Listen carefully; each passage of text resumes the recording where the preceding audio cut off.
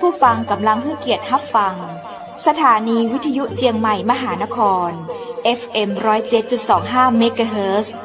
อันดับต่อจากนี้ไปเจิญอู้จ๋ากำเมืองกับดีเจคำเพชรเจ้า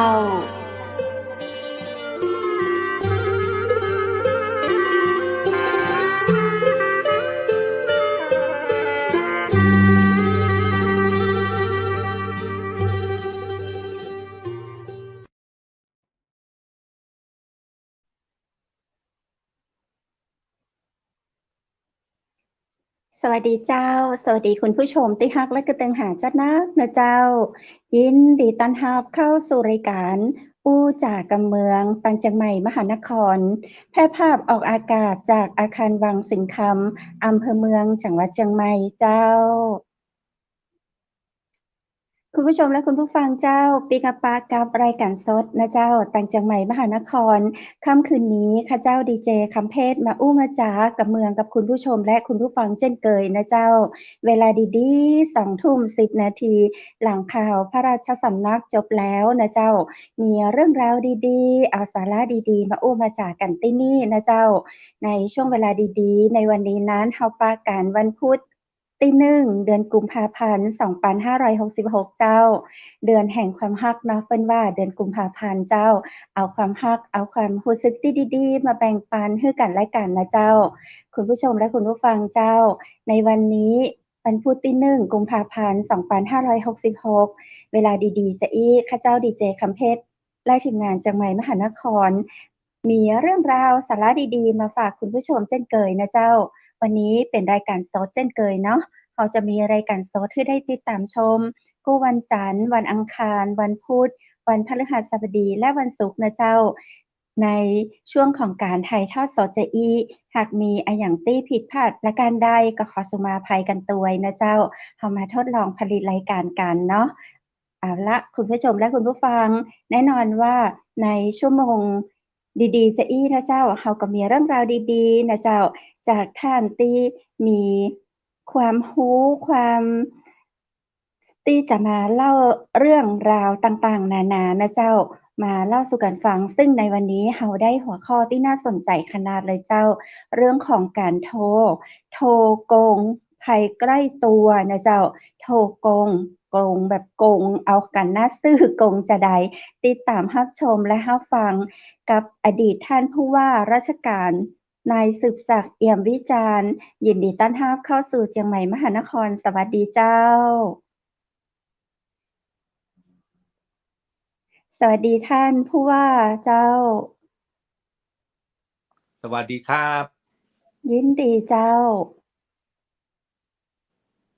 ให้คุยเลยไหมเจ้าท่านผู้ว่าอยู่ที่ไหนเจ้าอยู่ที่อุดรธานีครับอ๋อตอนนี้ไทยทอดสดอยู่ที่อุดรธานีหนาวก็เจ้าจังหวัดอุดรธานีเมื่อเช้า14องศาที่เชียงใหม่ปอๆกันเลยเจ้าหนาวแต่เมื่อวันก็จะอุ่นเมื่อคืนก็จะหนาวเจ้าใช่กลางวันก็จะร้อนหน่อยก็ไม่ถึงกับร้อนมากฝุ่นกลางคืนก็หนาวเจ้าท่านผู้ว่าเจ้าเดือนกุมภาพันธ์วันนี้วันที่1เฮามาปากันวันแรกของเดือนเลยนะเจ้าวันนี้ท่านผู้ว่าจะมาอู้จากันในเรื่องของการโทรศัพท์ที่โทรศัพท์ส่วนตัวเฮาเนาะโทรศัพท์ส่วนตัวเฮาแล้วมีเปิ้นฮู้เบอร์โทรเฮาได้จะใดเปิ้นถึงโทรมาแล้วก็คนไทยเฮาโดนโกงนักขนาดเลยท่านผู้ว่าวันนี้จะมาให้ข้อคิดในเรื่องของการใช้โทรศัพท์มือถือที่โดนเปิ้นโกงจะได้เจ้ามาเล่าสู่กันฟังเจิญเจ้าก็คือวันนี้สดๆร้อนๆคือวันนี้วันที่1กุมภาพันธ์เนี่ยอดีตเจ้านายผมก็คืออดีตรองผู้ว่าราชการจังหวัดแต่อย่าไปเอ่ยชื่อท่านเลยก็คือวันนี้ท่านโอนเงินไปให้แก๊ง call center เนี่ย115,000ไปขอยืมเงินวันนี้เพิ่งโดนสดร้อนๆเลยผมก็เลยถามรายละเอียดว่าคนที่โทรมาเขาโทรมายังไงเขาก็คือ1เขารู้ชื่อเล่นผมโทรมาเลยว่า ผมชื่อนั้นชื่อนี้ แล้วก็โทรไปหาท่านอดีตท่านรองผู้ว่าที่เป็นเจ้านายเก่า แล้วก็บอกว่า แล้วก็เขาโทรไป แต่การโทรเนี่ยเขาที่เขาไม่ได้โทรเลยแล้วขอเงินเขาโทรมาก่อนประมาณ3 วัน ว่าท่าน ตอนนี้ผมเปลี่ยนเบอร์โทรศัพท์แล้วนะแล้วก็เปลี่ยนไลน์แล้วนะให้โทรไลน์มาแล้วเขาก็บอกว่าให้ท่านลองเนี่ยเมมเบอร์ไว้เลยเจ้าเบอร์เก่าไม่ใช้แล้วพูดงี้เลยเจ้าพอได้3 วันเขาก็โทรมาวันนี้ว่าวันนี้ผมพอดีผมมาส่งของเฟอร์นิเจอร์เขาว่างั้นนะเห็นท่านเล่าว่าแล้วพอดีเนี่ยเจ้าของเขาต้องการเงินสดผมก็ไม่ได้เอาเงินมาให้ท่านโอนให้เขาหน่อยแล้วเดี๋ยวจะคืน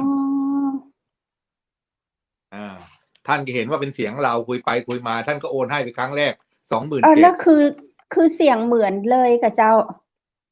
เขาบอกเสียงเหมือนเลยเสียงเหมือนเลยมันก็ไม่แน่คันนี้แต่เสียงเนี่ยผมก็ถามว่าเหมือนเป๊ะเลยเหรอเขาบอกไม่เป๊ะแต่ว่าเขาบอกอ้าวแล้วเสียงทำไมเป็นอย่างนั้นเล่าเขาคนที่โทรมาอ้างว่าตอนนี้เป็นหวัดอุ้ยเจ้าแล้วเสร็จแล้วเขาก็โทรมาท่านก็โอนไปก็คุยกันว่าเนี่ยทำธุรกิจเรื่องนั้นเรื่องนี้แล้วท่านก็มีไลน์เขาไลน์ก็ปลอมเป็นไลน์เป็นชื่อผมไลน์เขาก็ไลน์มาว่าเนี่ยตอนนี้มาส่งไม้ก็มีรูปไม้รูปอะไรด้วยส่งเขาก็จะต้องการเงินสดเพราะจะขนของเยอะเพื่อเอาไปขายอะไรเงี้ยแล้วสักพักหนึ่งพอโอนไปเสร็จเห็นว่าท่านโอนไปแล้วบอกขออีก88,000โอนตอนแรกตะใดก็เจ้า27,000เจ้า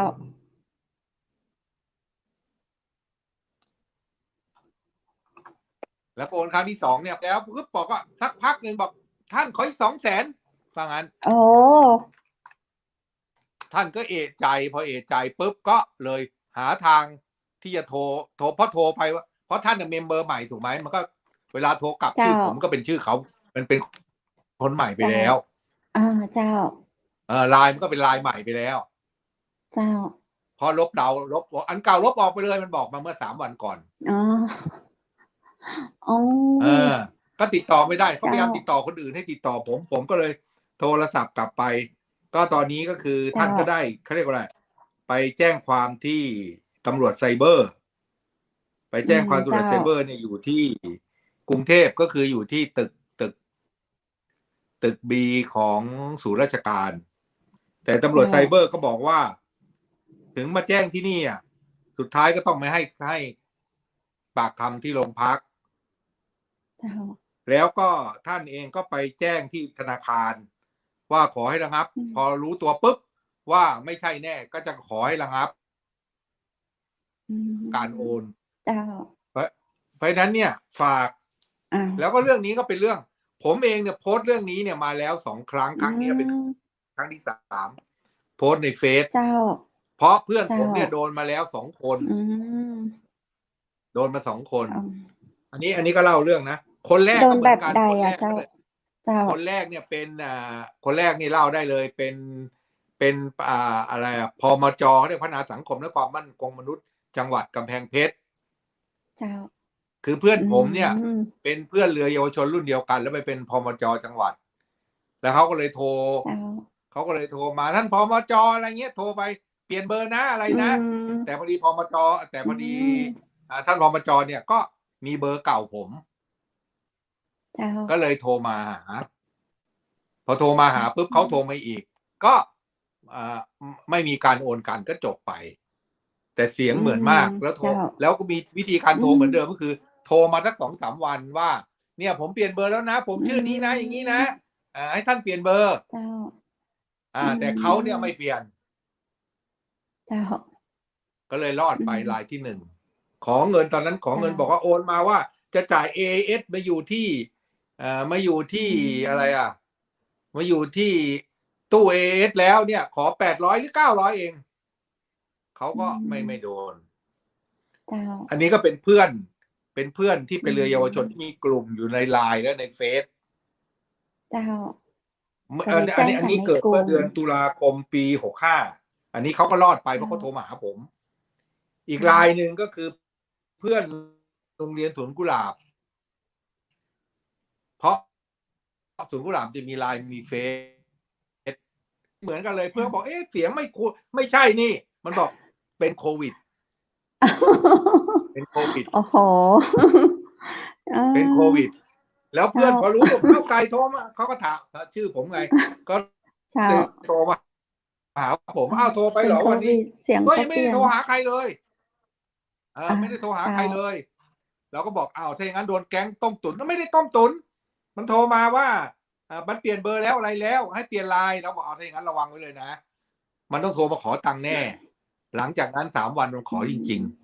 ๆมันมาขอตังค์จริงๆเพื่อนก็บอกเพื่อนคนนี้ก็ใช้วิธีไงรู้ไหมบอกได้เลยมาเอาตังค์เลยตอนนี้อยู่โรงพักสน.อะไรไม่รู้มาที่โรงพักเลยเดี๋ยวได้พอได้อยู่ที่โรงพักพอดีเพราะฉะนั้นเรื่องเหล่านี้เนี่ยมันเป็นเรื่องใกล้ตัวมากเพราะฉะนั้นมีข้อควรระวังที่ผมดูแล้ว3 เคสที่3เนี่ยก็คืออดีตท่านรองเนี่ยโดนไปแล้วผมแล้วท่านทำไมให้เงินเข้าไปเยอะแยะเราท่านบอกถ้าไก่ของเงินเท่านี้นิดๆหน่อยๆพี่ก็ให้คือคนรวยมากคนรวยจะโดนเพราะคนจนจะไม่โดนใช่อันนี้ข้อคนจนไม่มีเก่งนะเจ้าเพราะคนรวยเงินเยอะไงก็ถือว่าเล่นนิดหน่อยเพราะฉะนั้นไม่คนที่ใจดีข้อที่1ด้วยมีเงินด้วยเจ้าข้อที่1ก็คือ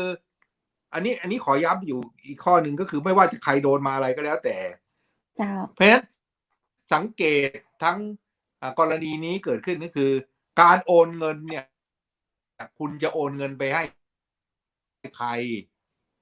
ถูกไหมคุณคุยกับใครต้องโอนเงินไปให้บัญชีคนนั้นเช่นผมชื่อสืบศักดิ์ที่โอนถูกไหมแล้วเวลาถ้าโอนไปให้บัญชีคนอื่นแล้วเวลาคุณจะไปทวงคืนจะทวงยังไงถูกไหมเพราะฉะนั้นถ้าเรามีเพื่อนก็ต้องเช็คบัญชีที่โอนถ้าเราเชื่อว่าเป็นเพื่อนเราเดือดร้อนต้องเช็คบัญชีที่โอนอันนี้ข้อ1นะข้อที่2ก็คือผมเปลี่ยนเบอร์เปลี่ยนอะไรแล้ววิธีคือเราก็ต้องตรวจเช็คในไลน์ในเฟซเราว่าเพื่อนคนนี้เป็นยังไงอะไรยังไงมันเป็นจริงไหมลองโทรกลับมาซะเพราะนั้นเนี่ยถ้าใครโทรไปว่าเปลี่ยนเพราะนั้นเท่าที่ผมทราบเนี่ยมันน่าจะมีการขโมยข้อมูลในคือในปัจจุบันเช่นมันมี Google มันเปิดได้เลยว่า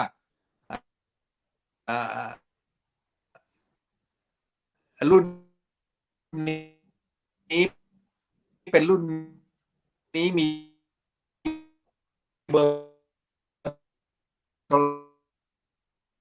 เนี่ยก็น่าจะเป็นบัญชีม้าเหมือนบัญชีที่เขาโกงกันน่ะคือไม่ใช่บัญชีของคนที่โทรเพราะฉะนั้นเนี่ยฝากพวกเราทุกคนเลยว่าในปัจจุบันเนี่ยเรื่องเหล่านี้เนี่ยในการโอนเงินเนี่ยเพราะฉะนั้นแม้แต่ใครยืมเงินอะไรก็แล้วแต่วิธีการที่ดีที่สุดคือคุณต้องบอกให้คนที่จะเอาเงินบอกมาเลยมาเอาที่บ้านเลยห้ามโอนให้เขาเด็ดขาดถ้าใครเดือดร้อนให้มาเอาที่บ้านถ้ามันเอามาไม่ได้ต้องให้มันจำไว้เลยใช่เจ้าใช่เปล่าเจ้าไม่งั้นก็ เดือดร้อนถ้าแบบว่าเขาไม่สามารถมาได้จริงๆเราสามารถ call วิดีโอให้เห็นหน้าตากันจริงๆไหมเนาะไม่อยู่อะไรแล้วแต่พวกผมก็ต้องลอง call วิดีโอดูcall วิดีโอใช่ท่านสืบศักดิ์จริงหรือเปล่าท่านสืบศักดิ์เดี๋ยวเพชรเอาบัญชีให้เจ้าต้อง call วิดีโอเจ้าถ้าคอวิดีโอก็รู้แล้วล่ะถูกไหมแต่ถึงแม้คอวิดีโอจะเป็นสืบศักดิ์จริงก็แล้วแต่เวลาคุณโอนเงินคุณจะโ อนเงินเข้าบัญชีคนอื่นไม่ได้ ก็ไม่ควรอีกก็ไม่เพราะมันเป็นเจ้าไม่ควรไม่ควรที่จะโอนเงินให้ใครโดยที่ไม่เห็นหน้าเจ้าไม่ได้บัญชีชื่อเขาจริงๆนะเจ้าเดี๋ยวนี้มันมีเอไอแล้วอย่างที่ดีเจคำเพชรบอก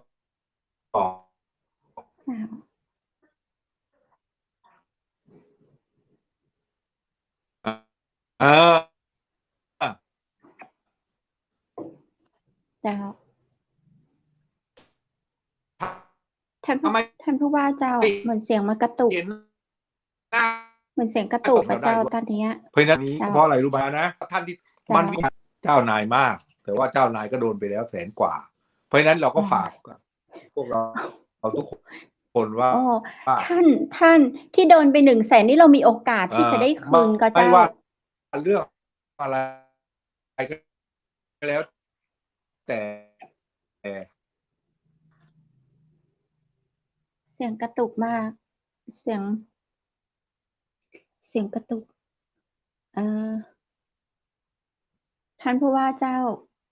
ตอนนี้ภาพท่านผู้ว่าค้างไปหรือเปล่าเสียงหายไปตัวแล้วตัวทีมงานเจ้าคนยังไงก็แล้วแต่คุณเนี่ยร่วมมือกับแก๊งเพราะนั้นอย่างน้อยคุณก็ต้องคืนเงินถ้าไม่คืนเงินคุณก็ติดคุกให้เลือกเอาผมก็เรียนท่านไปแล้ว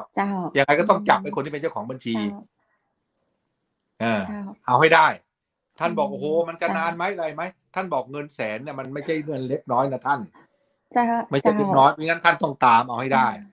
ผมก็เรียนท่านไปแล้วนะเพราะฉะนั้นฝากพวกเราว่าในปัจจุบันเทคโนโลยีเนี่ยเดี๋ยวนี้เห็นไหมว่าอะไรนะแค่เดี๋ยวนี้วันนี้ท่านดูข่าวไหมแค่ตั๋วฟรีไปต่างประเทศแค่โอนอะไรตั๋วฟรีแค่กดไปเนี่ยมันดูดเงินบัญชีไปหมดเลยเจ้าถูกไหมเพราะนั้นอะไรก็แล้วแต่ในการเล่นเฟซเล่นไลน์เนี่ยก็ฝากทุกคนต้องระมัดระวังโดยเฉพาะที่เราเองเนี่ยเป็นบุคคลที่คำว่าคนรู้จักเยอะยิ่งจะโดนมากเพื่อนเราสวมรอยได้สวมรอยได้แบบรู้เลยบทบาทอย่างนี้เราอยู่ทั้งเฟซเราอยู่ทั้งไลน์ใช่เปล่ามันก็รู้ความเคลื่อนไหวเราหมดเลยถูกไหมแล้วโดยเฉพาะอย่างยิ่งคนที่มีเฟซที่เป็นสาธารณะเพราะผมเนี่ยบางทีก็เฟซกลุ่มผมไม่ค่อยเข้าสาธารณะแต่บางทีบางเรื่องมันเป็นเรื่องที่เปิดแล้วก็เปิดให้สาธารณะบ้างมันก็เดี๋ยวนี้มันมีแฮกเกอร์อะไรที่ว่าตามว่าเราทำอะไรยังไงเพราะฉะนั้นฝากพวกเราทุกคนว่าในปัจจุบันนี้มันเขาเรียกอะไรมันไว้ใจใครไม่ได้เลยในเรื่องที่การโอนเงินโอนทองอะไรเพราะมันมีเรื่องทุกเวลานาทีไม่ใช่มีทุกวันนะกลางคืนมันก็คือในอดีตเนี่ยโจรเวลาจะปล้นเนี่ยมันก็มากัน5 คน10 คนมาปล้นเงินในบ้านปัจจุบันเนี่ยคนก็ไม่เดี๋ยวนี้มันมีแอปมีหลายคนก็ไม่ถือเงินเอาไว้ในบ้านแต่มันก็สามารถเอาจากคือเครื่องคอมพิวเตอร์เราได้ในแอปของเราได้มันมีวิธีเพราะฉะนั้นนี้มันปล้นกันง่ายแป๊บเดียวมันเอาเงินเราไปเลยข้ามโลกได้เลยข้ามโลกได้เลยแล้วคนที่โทรมาเนี่ยเท่าที่ถามเนี่ยก็คือก็ไม่ใช่เบอร์โทรต่างประเทศเลยนะเบอร์โทรในเมืองไทยนี่แหละก็ต้องรีบตามเนาะยังอยู่ในประเทศไทยแล้วก็ปลอมเป็นเพื่อนเราเจ้าวันนี้ท่านผู้ว่าจะต้องประกาศบอกเพื่อนๆแล้วก็บอกคนรู้จักทุกคนแล้วว่าต่อไปนี้ผมไม่ยืมเงินใครนะถ้าผมเดือดร้อนเดี๋ยวผมจะออกมาประกาศผมเนี่ยประกาศตั้งแต่เฟซแรกเมื่อเดือนพฤศจิกายนแล้วว่าผมไม่เคยยืมเงินใครและไม่เคยให้ใครยืมเงินผมประกาศเฟซแรกตั้งแต่เพื่อนมีเรื่องตั้งแต่เดือนตุลาแล้วพอเดือนพฤศจิกาผมก็ประกาศอีกรอบนึง นี่เดือนมกรามันเดือนละลายเลย แต่2 คนแรกรอด เพราะฉะนั้นวันนี้คุณดีเจกำเพชรก็ไปดูเฟซผมได้เลย ผมประกาศไปแล้ววันนี้เจ้าเพราะฉะนั้นเนี่ยก็คือยังไงก็แล้วแต่ก็คือโดยมากเนี่ยเพราะฉะนั้นเนี่ยก็คือมันก็จะปลอมเป็นพืชไทยเพราะฉะนั้นเนี่ยเรื่องเหล่านี้ก็ต้องเขาเรียกอะไรเทคโนโลยีเนี่ยในปัจจุบันมันก้าวหน้าแล้วมันก็สามารถเป็นประโยชน์ได้เขาเรียกอะไรประโยชน์ได้ใช้อะไรเดี๋ยวนี้โอนเงินสมัยก่อนเนี่ยดีเจคำเพชรสมัยก่อนผมไปเรียนที่กรุงเทพพ่อแม่โอนเงินให้ต้องส่งไปเขาเรียกอะไรเป็นใบที่ไปรษณีย์นะคนละเลขต้องไปรับที่ไปต้องเป็นคนละเลขไหมเป็นธนนัตใช่ป่ะธนนัตเจ้าเดี๋ยวนี้เนี่ยสมัยลูกเรียนหนังสือในปัจจุบันเนี่ยพอโทรให้พ่อโอนเงินเนี่ย5 นาทีไม่โอนมันโทรมาถามแล้วโอนหรือยังเจ้าใช่เปล่าเจ้าสมัยก่อนเป็นอาทิตย์ได้ง่ายก็เลยถูกตรงแต่ปัจจุบันนี้แล้ว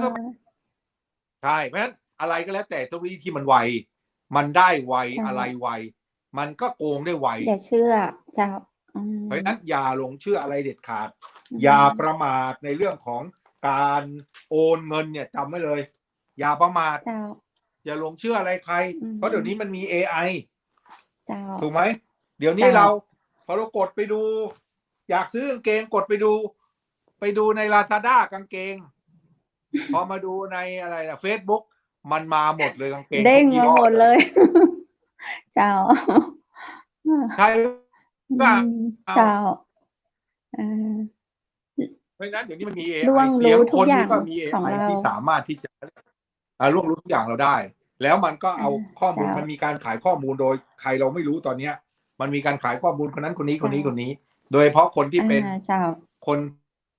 ที่มีเพื่อนฝูงมีเงินคนรู้จักเนี่ยมันก็จะเอาไปเป็นโกดนะเดี๋ยวอาจจะทำเสียงลอกเลียนแบบเราได้อีกค่ะท่านผู้ว่าเนาะเนี่ยก็ไม่อยากให้เกิดขึ้นกับใครเลยแล้วที่ผมพูดเนี่ยไม่ใช่ว่าเอา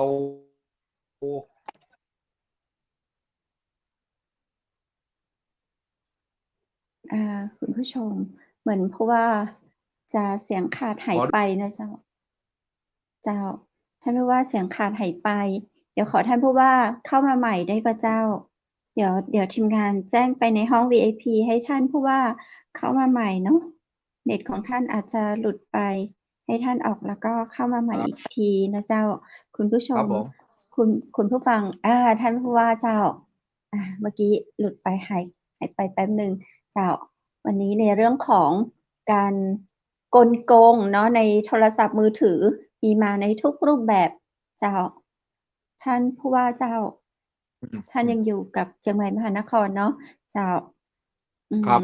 ขณะผู้ใหญ่เนาะผู้ใหญ่ในผู้ใหญ่ประเทศก็ยังโดนเจ้าเมื่อวัน2 วันนี้เพจเห็นนะเจ้าท่านผู้ว่า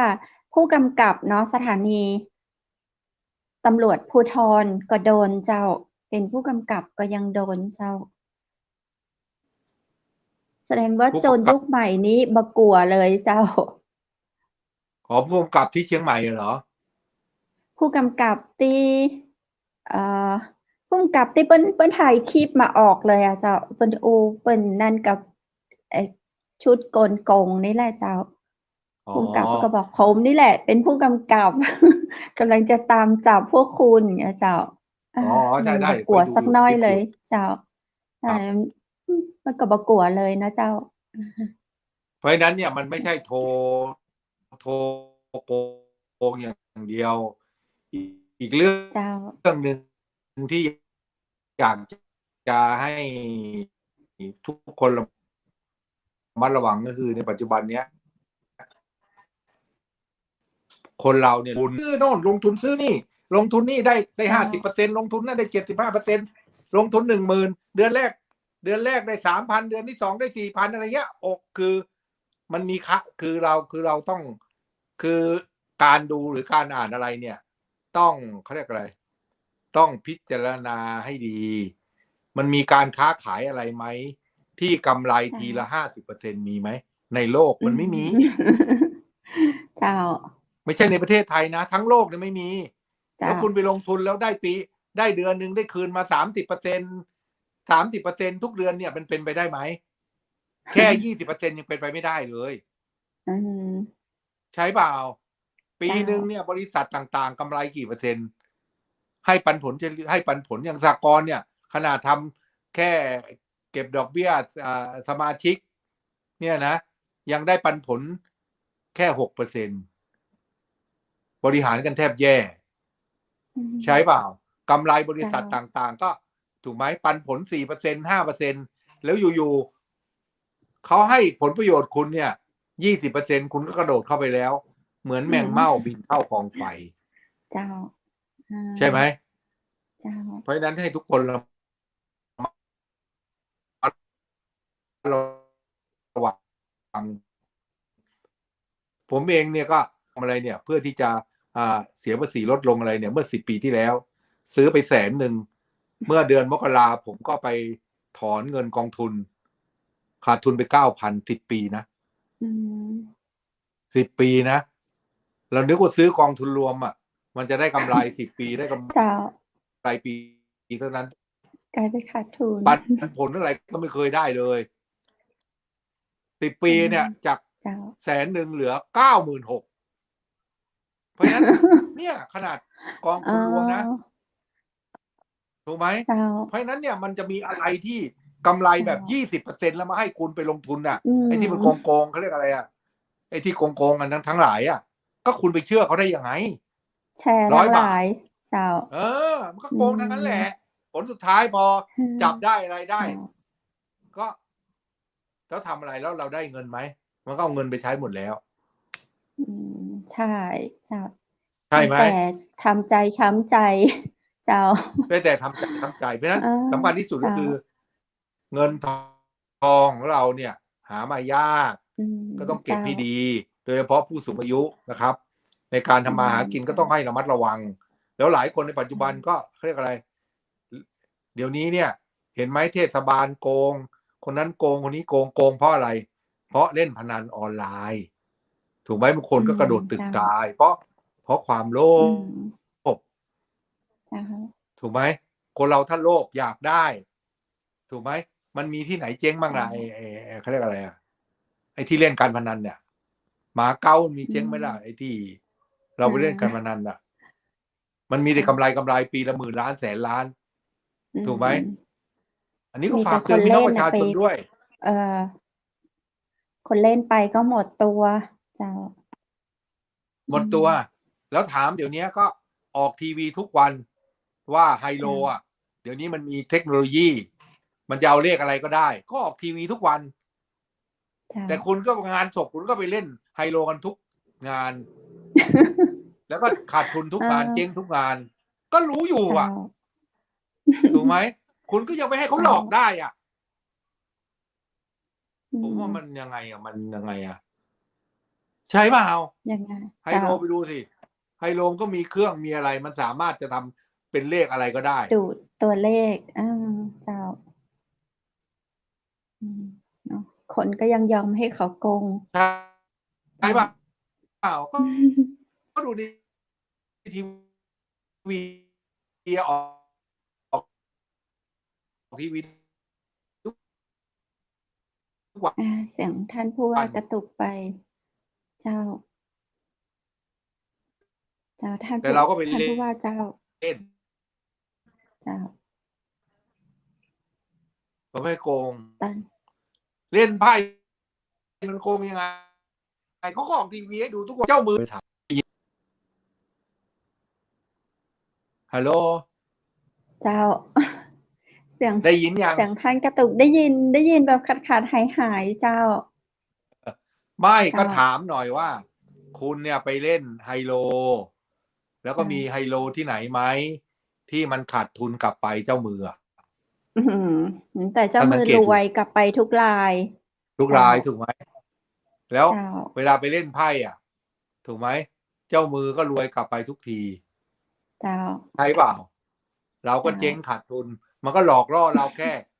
ถูกไหมหรือว่างานศพ5 วัน มันก็หลอกวัน2 วันแรก ให้เราได้ เจ้า พอวันที่3พอมันจะกลับวันที่7ขาดทุนทุกราย ใช่เป ให้ ล่า รู้เท่าทันเกมแล้วก็เล่ห์เหลี่ยมเนาะอยู่ในสังคมยุค ต้องคือคนเรา ไอ ต้องรู้ ทีเจ้า เจ้า ยุคไอทีรู้เข้ามันเดี๋ยวนี้มันใช้คอมพิวเตอร์ ถูกไหมไพ่มันก็มีกรีดเลขมันก็มีทำโน่นทำนี่มันก็มีวิธีก็ออกใน YouTube ให้ดู เจ้า ออกในอะไร TikTok ให้ดู เจ้า แต่เราก็ ตือนภัยอยู่เสมอ ด้วยความโลภเราก็เป็นเหยื่อเขาอยู่ตลอด เพราะฉะนั้นเราก็ฝากพี่น้องประชาชนว่า ในปัจจุบันเนี่ยก็คือ แล้วก็เรื่องหวยก็เหมือนกัน ถูกไหม เจ้า เจ้า เคยจดไหมไว้ว่า ซื้อแล้วได้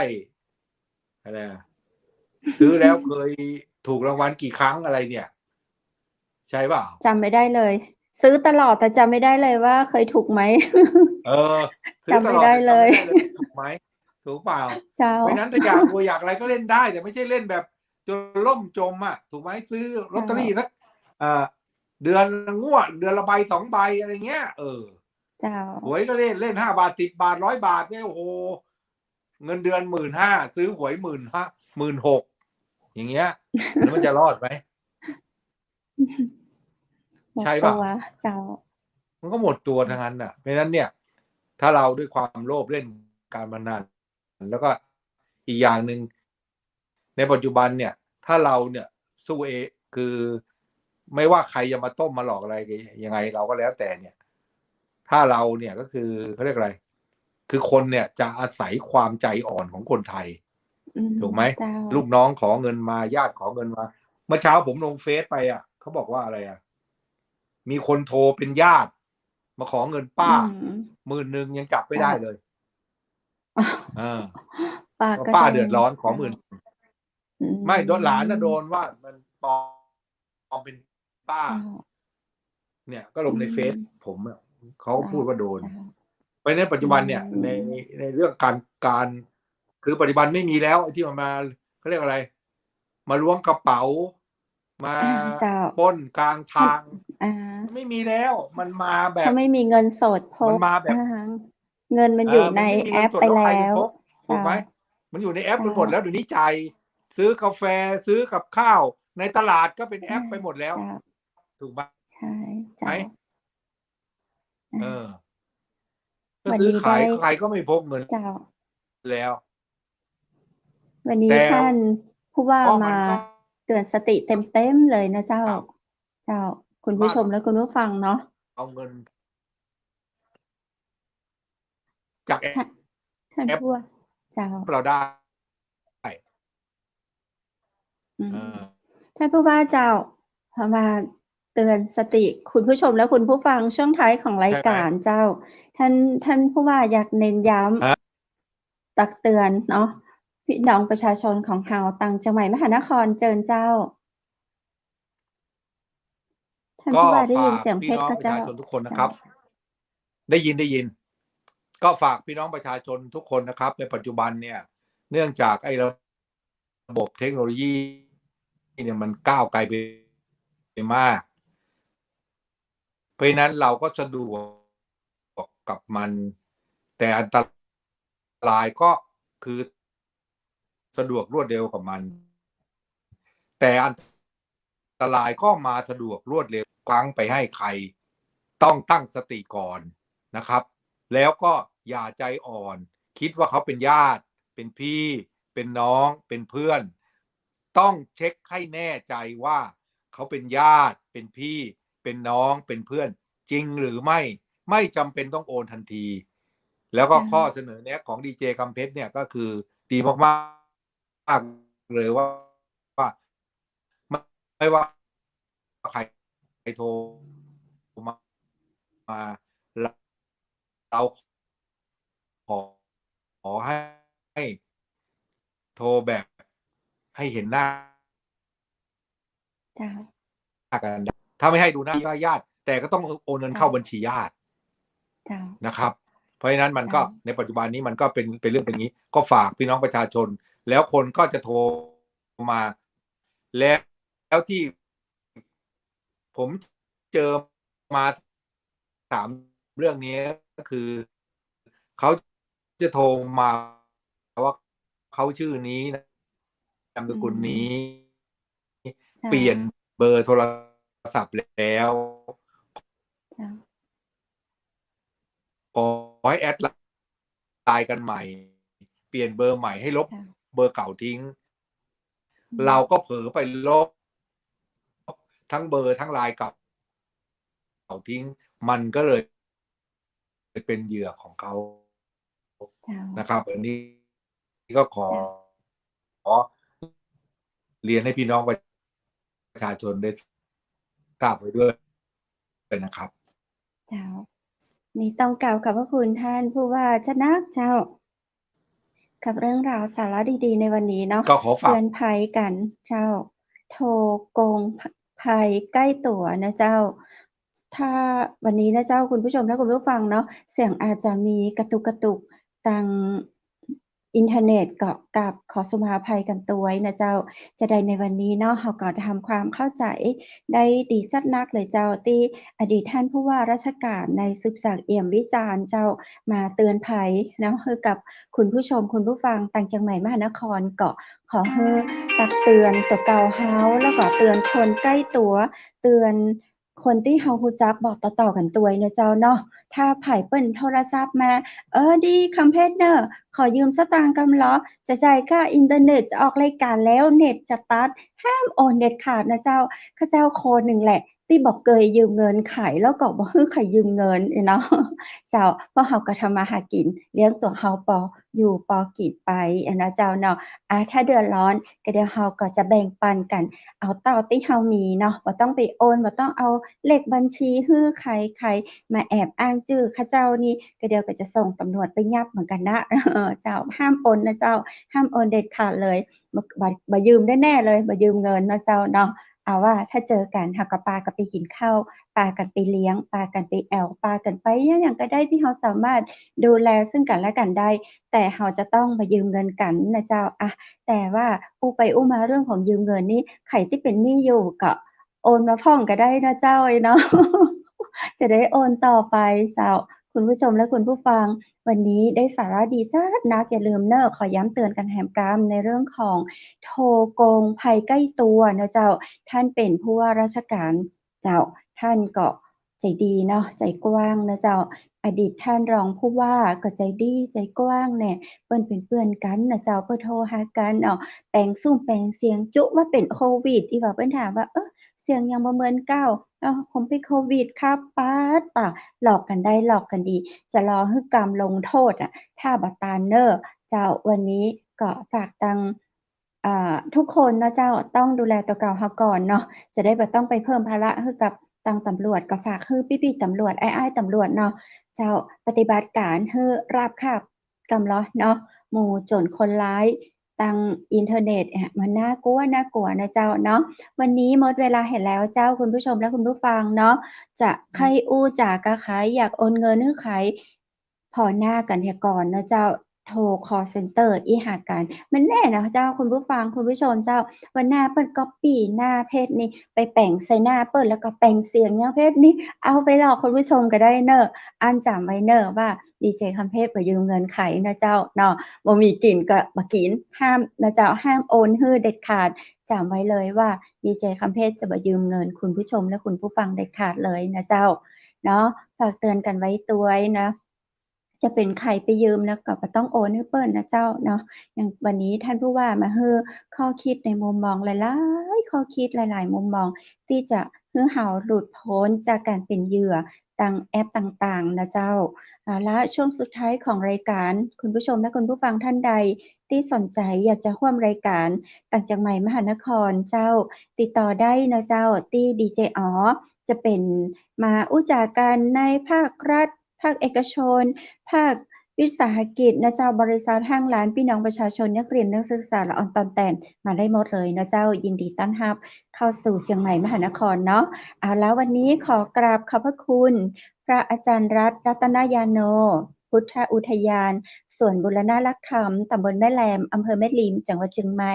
ท่านเปิดบริการคือเข้าไปเหียนสมาธิได้นะเจ้าตั้งแต่เวลา 8 โมงเมื่อเช้าถึง 4 โมงเมื่อแลงสนใจจะได้สอบถามรายละเอียดได้ที่ส่วนบุรณะรักธรรมตำบลแม่แลมอำเภอแม่ริมจังหวัดเชียงใหม่เจ้าคุณผู้ชมและคุณผู้ฟังเจ้าวันนี้ขอขอบคุณโรงแรมแม่เสลียงเวียงงามเจ้าแอลเหนือแอลหนาวจองห้องพักราคาประหยัดได้ที่โรงแรมแม่เสลียงเวียงงามเจ้า0536214444โทรไปถามได้นะเจ้าห้องพักก่อห้องว่างก็ครับห้องว่างก็เจ้าเนาะเปิ้นก็จะยินดีต้อนรับแน่แอลเหนือแอลหนาวเปิ้นมีอันขันโตกมีแบบอาหารขันโตกบริการตัวเนอร์ลองสอบถามรายละเอียดไปนะเจ้าที่โรงแรมแม่เสลียงเวียงงามย้ำเบอร์โทรฮื้อแหม0536214444เจ้าและวันนี้ขอขอบคุณน้ำผึ้งแท้น้ำผึ้งตราสารวินนะเจ้าอันนี้ก็เป็นน้ำผึ้งจากธรรมชาติ 100% บริการส่งทั่วไทยเลยนะเจ้าน้ำผึ้งของแท้จากน้ำผึ้งธรรมชาติป่าสารวินพุ่นนะเจ้าคุณผู้ชมและคุณผู้ฟังเนาะเป็นของฝากจากสารวินเจ้าติดต่อได้ที่0826166889เจ้าวันนี้ขอขอบคุณแสงประเสริฐโภชนาบริการอาหารโต๊ะจีนทั่วไทยเลยเจ้าระดับ5ดาวสอบถามกันได้เนาะรายละเอียดเรื่องของการเลี้ยงการจัดบริการอาหารโต๊ะจีนระดับ5ดาวถามได้ที่0904658589และวันนี้ขอขอบคุณบ้านสวนกรมงคลตำบลแม่แลมอำเภอแม่ริมจังหวัดเชียงใหม่ไปแอวไปพอไปกอยได้เนอะเจ้าไปพักไปฟอกปอดฮือสบายๆหนีจาก MP 2.5 เนาะเจ้าPM เจ้า 2.5 หนีไปพักผ่อนได้ที่บ้านสวนกรมงคลอำเภอแม่ริมจังหวัดเชียงใหม่วันนี้นะเจ้าขอขอบคุณผ้าพิธีกรหญิงจากร้านผ้าพื้นเมืองชุดไทยใหญ่และวันนี้เจ้าดีเจคำเพชรทีมงานจังใหม่มหานครขอกราบขอบพระคุณอดีตท่านผู้ว่าราชการจังหวัดนายสุมศักดิ์เอี่ยมวิจารณ์ตีมาฮือแง่คิดนะเจ้าในเรื่องของโทรกลโกงภัยใกล้ตัวเจ้าและวันนี้ขอขอบคุณคุณผู้ชมและคุณผู้ฟังที่ฮักทุกคนทุกท่านพรุ่งนี้ปิ๊กมาป้ากันแห่ใหม่นะเจ้าสำหรับค่ำคืนนี้ขอให้คุณผู้ชมทุกคนทุกท่านนอนหลับฝันดีราตรีสวัสดิ์เจ้า